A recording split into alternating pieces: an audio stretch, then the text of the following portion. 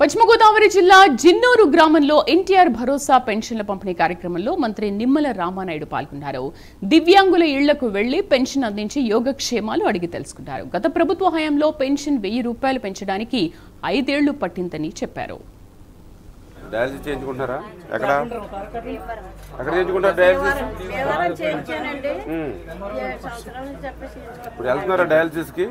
వెళ్తున్నారు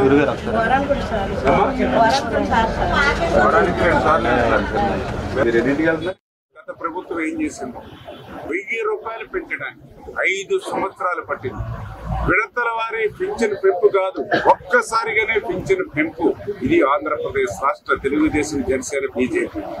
ఆ రోజు కూడా చాలా మంది అన్నారు, తెలుగుదేశం ప్రభుత్వం వస్తే మళ్ళీ మీరు సచివాలయాల దగ్గరికి పోవాలి, పంచాయతీల దగ్గరికి పోవాలి, మొండు టెండర్లో పెన్షన్ కోసం తిరగాల. మీరు చూస్తున్నారు, ఈ ప్రభుత్వం వచ్చిన తర్వాత 1వ తేదీనే ఒక పండుగ.